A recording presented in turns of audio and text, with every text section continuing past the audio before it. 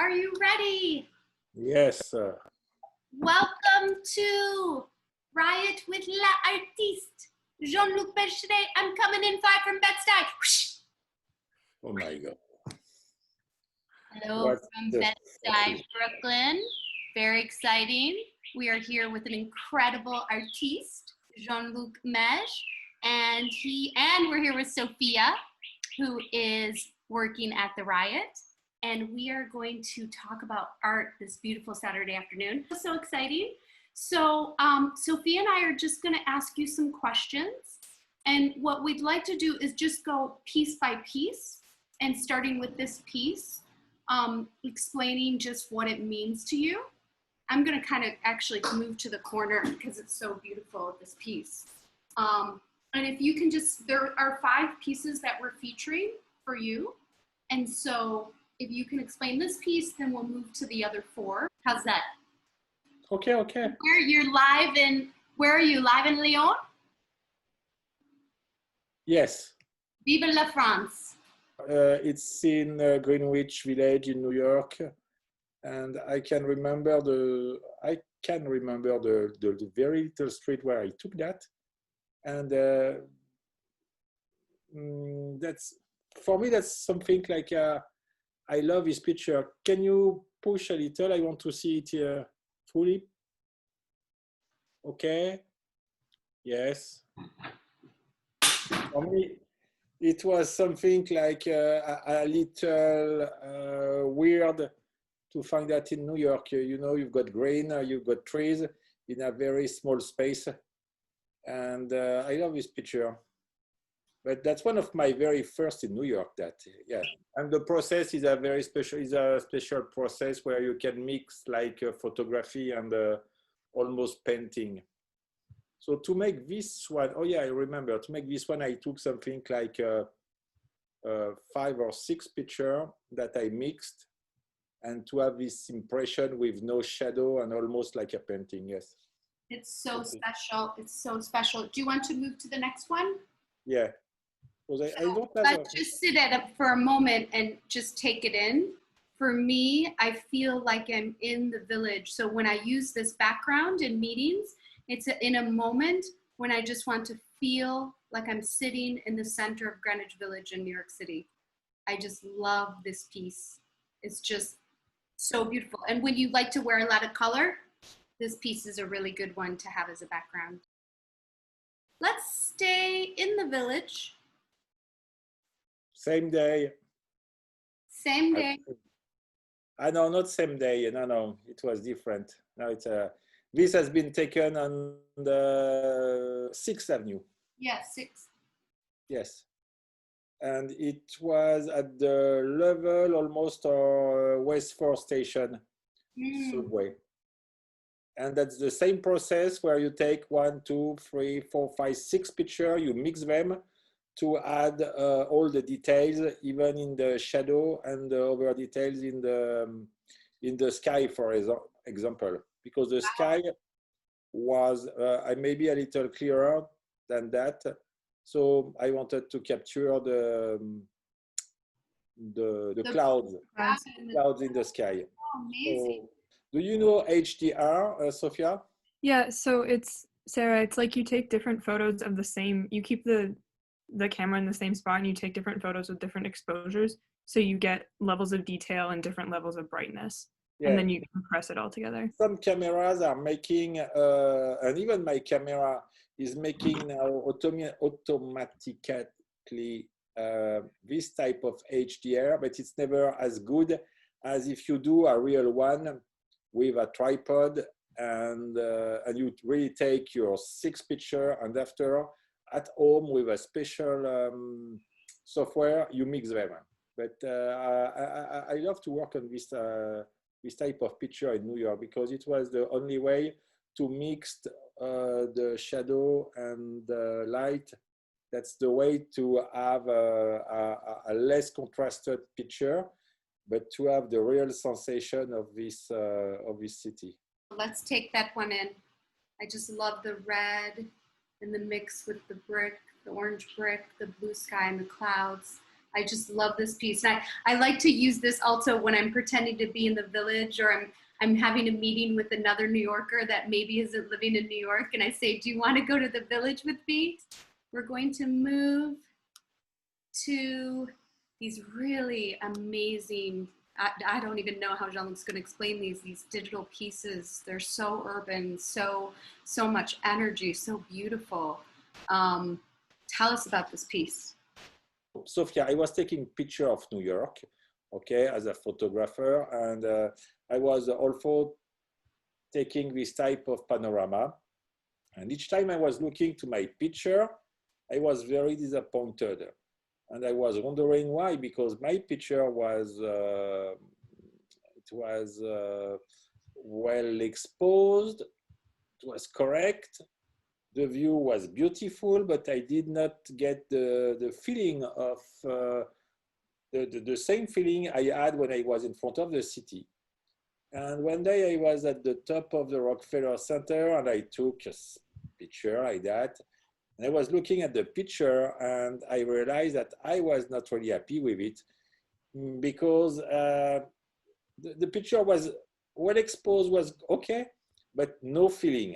So I closed the eyes, and at the precise moment when I closed the eyes, I have had lots of more picture that came to me in my head, and everything was mixed. And suddenly I have had the idea to mix, you know, different view to get this impression, this feeling that New York is always in a movement. You understand that nothing is fixed, really. Nothing is really stable, but it's full of energy. People who are watching that,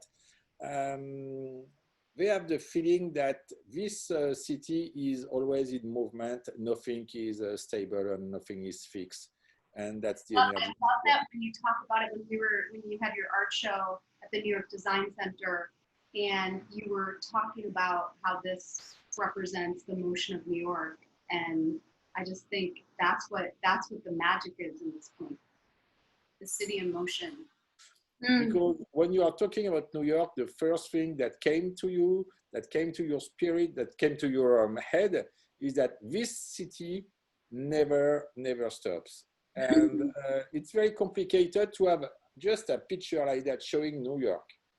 So with this type of picture, you have the feeling that, you know, what the people love in this type of art is that so the people who bought this art to me came back saying, oh, I've got your art since maybe 2 or 3 years, but each time I'm in front of it, I can find a new detail, I can find something new. I realize that I did not see a little detail, and I'm happy to find something. So the next one I selected is, we are using this one now because it's in the same vein. I think it actually has more complexity though.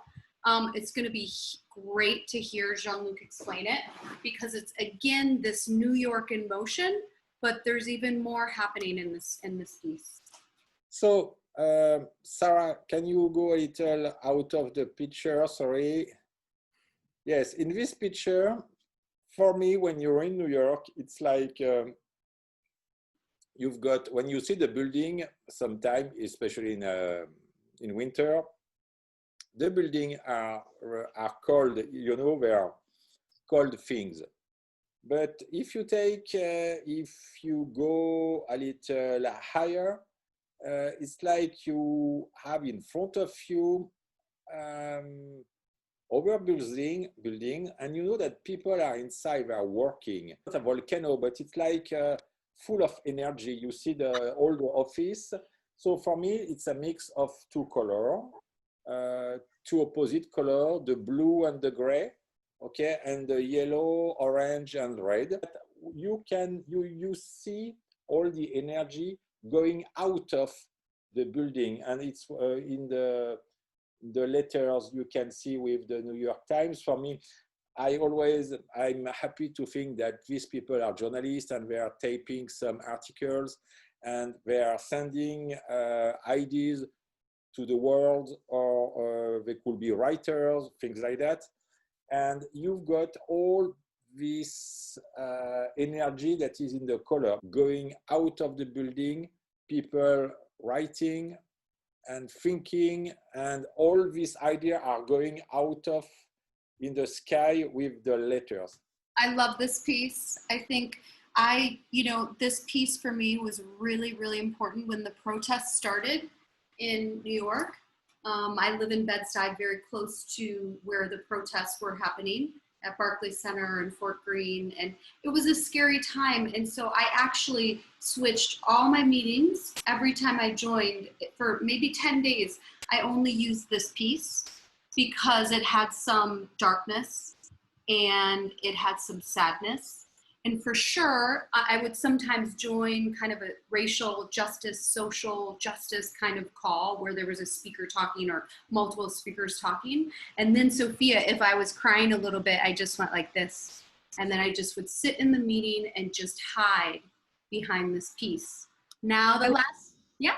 I was just gonna say I love this one. I love the sort of red gold glow. Ah, the glow, it's amazing.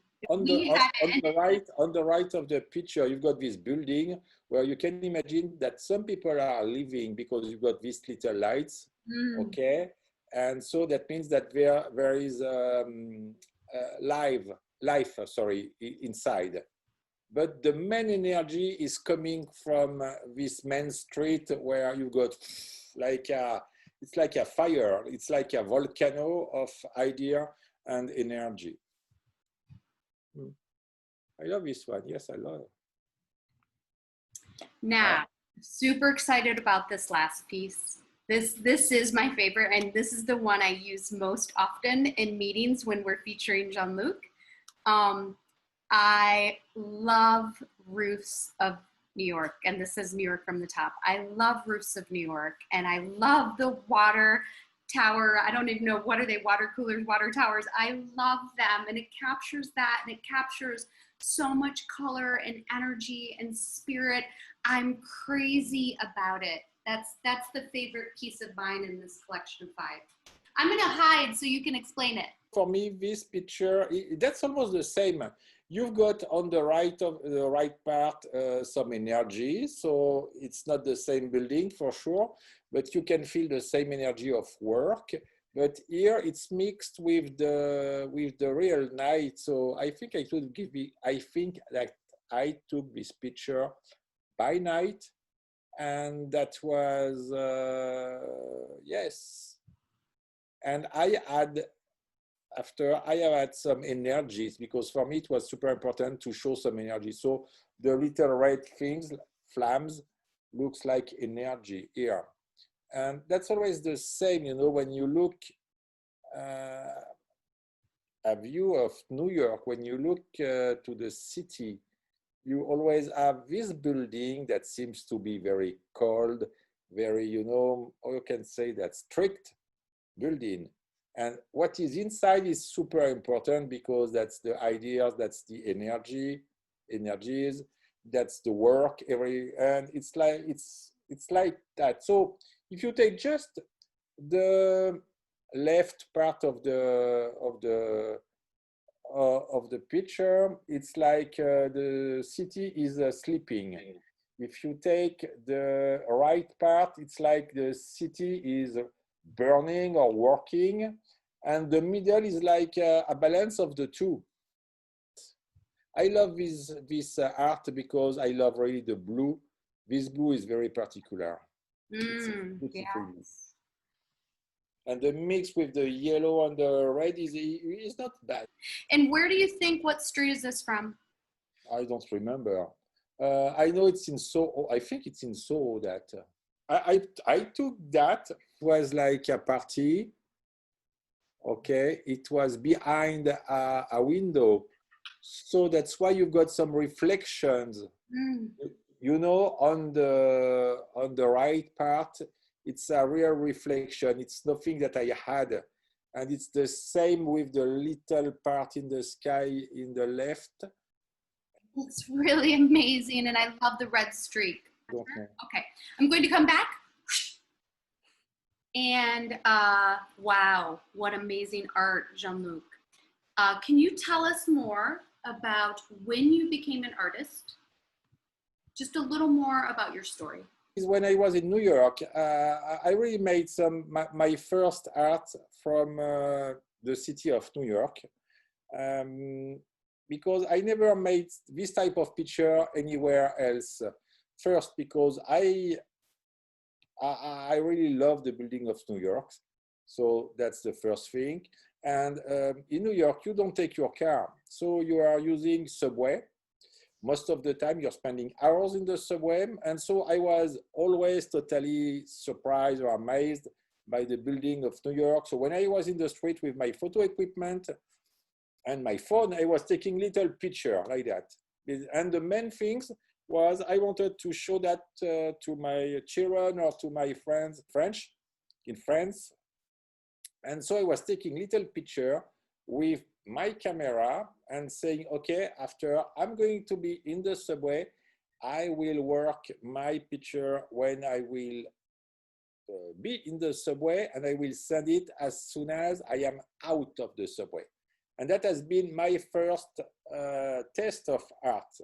So I was in the street, I was taking picture with a little, it was a good camera, a good smartphone. And in the subway, I was working on them. I was trying to make something, to send a message. So most of my first pictures were a little crazy like that, but I love to add some, this type of little energy, these little red flames, because it was really for me to show to my friends how New York was. And that has been the beginning. One day at the top of the Rock Center, when I was taking picture, because I needed to show picture of New York, to show a nice panorama of New York from the top of the rock. And I was happy, but not really happy.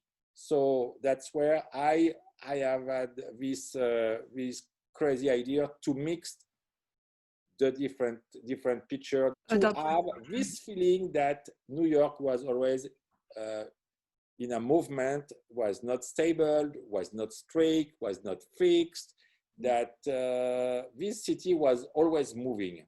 And it has been the beginning. And after I worked that on some other pieces, and it worked because the people were amazed and they love a lot this type of picture. It was for sure something they did not see before. And they were saying, wow, yes, I can understand what you're saying. I can understand what feeling you want to give us. That's it. You're being humble though, Jean-Luc, because you can say you had this art show at the New York Design Center and did this art, but really you've been photographing since what, the age of 15 or 16, La Figaro. What? Can you tell us more about your first photos and your work at La Figaro?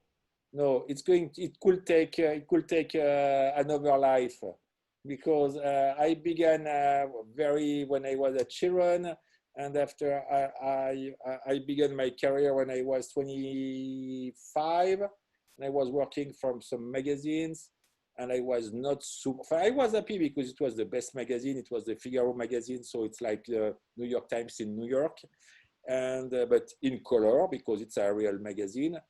And in the same time, I wanted to make some humanitarian and some war report, but this was not really paying because it was already the end of the real photojournalism. I mean, when you were a young photographer, you were something like 25, it was almost impossible, except if you were, I don't know, or you say a burned head, you say that, no? A crazy guy, but you had to left everything if you wanted to focus on war photography. So no more career in a magazine, or maybe, and no more family, no children, and you had to stay in war. And the problem was that already at this time, the press magazine and the world press had already changed. So as a photographer, the worst thing, especially when you are a war photographer, is to take a picture and to discover it 2 months after with a legend that is the exact contrary of what you took And that was the beginning of that. So I didn't wanted to do that. I loved my work as a magazine photographer. So each time I had some vacation or holidays, I was spending them in war. So it was a little weird because my friends were asking me, where are you going for holidays? And I was answering them, I'm going in war. I'm going, yeah.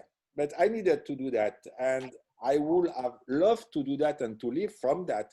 But that's really something super special because most of the great war photographer had no family. Because this work, this job makes you totally crazy at the end. Of course, because when you see so much people dying or so much suffering, you can't come back the same. That has been my case when I was working in the dying house of Mother Teresa in Kolkata. But that changed my life because when you have seen that, you never come back the same. And so at this moment, precise moment, I decided to change my life, which has some crazy consequence. So that's You're why. being very humble, and Sophia, I'll tell you, he's being very humble. So he was at Le Figaro magazine for over 10 years as a magazine cover photojournalist, very, very prestigious, and then went out on his own and was one of the first photographers in France to go digital. So Jean-Luc grew up in the darkroom, right? Remember back in the day, these dark rooms that photographers use. He moved very quickly to digital, and he's deeply advanced now in digital photography, which is what allowed him to do an art show because his photography looks like paintings. In fact, I call them paintings because what we curate at Art Rioting is really paintings. We don't curate a lot of photography or stock images. We curate things that would be like a painting hanging in your home. Instead, it's hanging in your background during your meeting. So I think it's so, so special. Jean-Luc, anything else that you would like to share about your love of photography and your love of art? No, I can't talk about photography during hours, so that's the problem. Sophia, do you have any burning questions? Because we're almost at 30 minutes with Jean-Luc. Yeah, I do have one question. Did you ever have any painting training? No. None. So Wow. what I would love, what I'm looking for my next piece of art, but it's very complicated to create something because you need to be in good state. I think you understand. Yeah. Because I'm not making something sad. I want to give something with movement, with energy, and you need to be clear in your head. And okay. And I wanted to in my next pieces, I would love. And I was already doing that, is to change the support of the picture. You understand? Because the picture, unfortunately, for some people, could not be like the major art. You understand? Because you can make a picture and another about, yes, the same. So the things you need to do is to make your picture, your art unique. Okay, if you buy one piece of art, you need to be sure that you're not going to find the same. You could find almost the same, but it's never the same. So that's why now I'm trying to add some paper, and it's like painting, but it's a little more complicated, and that's the way I want to go. And maybe one day I will work with a painter, because many painters ask me to work with me, but at the end they just wanted to paint what I was taking as picture. You understand? Portrait, people, or New York. But yes, exactly. That was the right things to show that. So it's like an exchange. I'm doing a part and the painter is doing another part, and we have a mixed art. That means a lot because it's unique and it's two techniques mixed together. You are artist #1 for Art Writing, Jean-Luc Mège, and it is such an honor to stand here. I realize I'm standing here inside of your painting. It's really an honor, your family. Thank you very much. To stand in your painting really is making my day in such an amazing way. I would like to close with you talking about how it's really about heart first, not technical first as an artist. Can you talk about that? And I'm going to disappear while you do.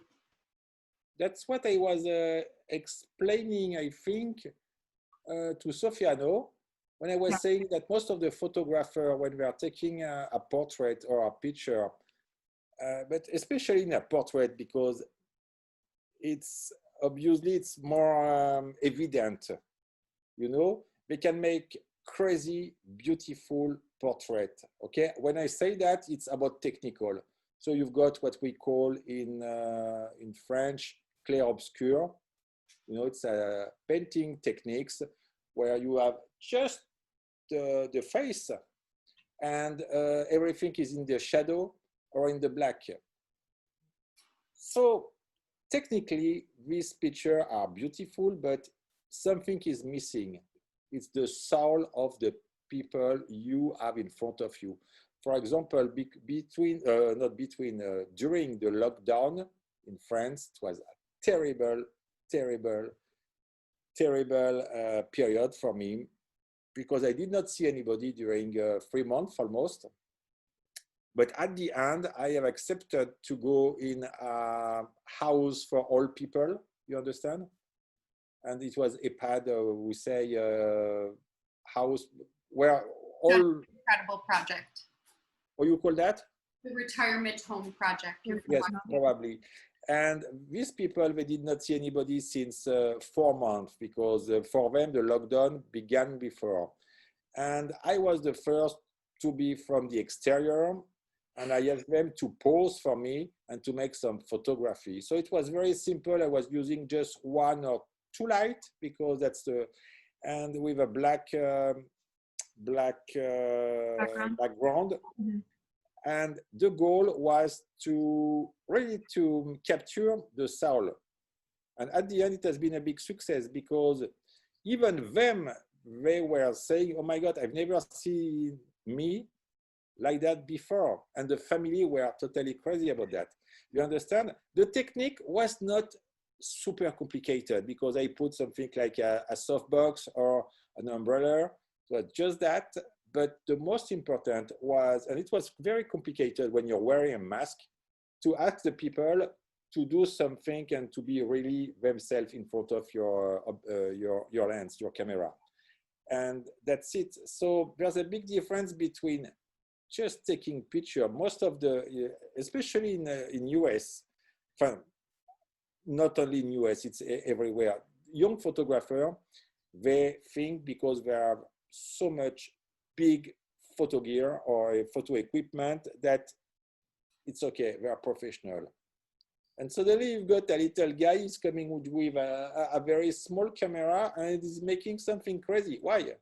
Because he has the soul and he knows how to capture the soul. So the photography is nothing technical. I could send you a text that Nadar is the very first photographer of the history, wrote in 1875 maybe. He was saying the exact same thing as me. And when I discovered his text, I was super surprised, super amazed, because he was saying today, and we were in 1875, today everybody is photographer. I said, what? It was already the case? Yes, because just before this time, it was only painters. So the photography was like a revolution. And he was saying, yes, today everybody is a photographer. And he was talking about blah, blah, blah, blah. But at the end, he was saying, but who has the real talent to capture the exact light and the exact soul? You know what's the meaning of photography? Photography is coming from the Greek or the Latin. So photograph, photo Light, means light, and graphy means the writing. So photography means to write with the light. Wow. You understand? Wow. That's it. I never knew that. So, you know, many of you would know Annie Leibovitz as one of the most famous photographers of all time. And I literally just heard her a couple weeks ago talk about, you know, how it's about heart and soul and not technical, you know, the technicalities. And I was thinking to myself, oh, Jean-luc Mège taught me that a long time ago. I didn't need to learn that from Annie. I learned it from one of the greats, one of the French greats, Jean-luc Mège. So we are, again, so honored that you are Thank you very much. at Art Writing. We're so, so honored. And we love your art. And we're waiting to feature more. We want to feature a lot more of your art. So please, please get ready. The writers are here to help disruptive artists, to help sell more digital art in this world, to heal the world right now with this art is really, really important. We're in a very disrupted time in our world. It's COVID, lots of people home alone. And art is healing, and art is super, super important for all of us. So thank you for being here today. Thank you. Thank you very much. You were great. And thank you, Sophia, for all of your help. I'll call you Sophia. We'll talk. Okay. Okay. Thank you, Sophia. Thank you. Bye. Thank you very much.